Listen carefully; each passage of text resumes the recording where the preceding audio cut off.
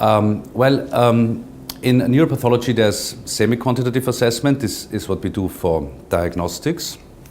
And there is quantitative assessments which we need for research. Now, why is this important? Semi-quantitative means, for example, if I look at tau pathology, I say there's no tau pathology, there's a little bit mild tau pathology, moderate tau pathology, or severe tau pathology. However, if we measure the amount of pathology, for example, in the group with severe tau pathology, we know that this severe can vary up to 100%. So if I now look at a lot of brains and then do whatever analysis I do with my data, and I put just say severe, severe, severe, we will see no differences. It goes down into the same box. However, if we quantify another pathology, we actually see, we can kind of see subtle differences, and that may help us to understand maybe interactions between proteins or maybe distinct clinical symptoms.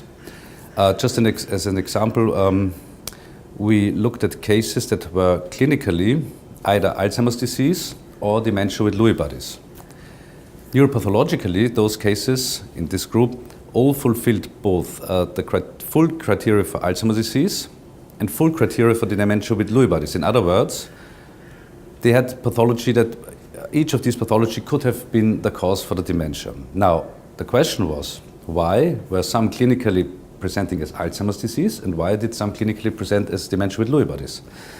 By semi-quantitative methods, we couldn't see any difference because they had all severe alpha-synuclein, severe tau pathology, severe amyloid pathology.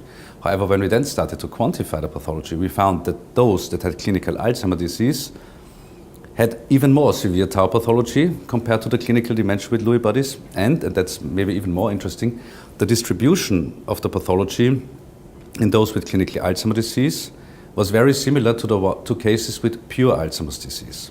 And these are kind of interesting findings which we could only do with our quantitative methods.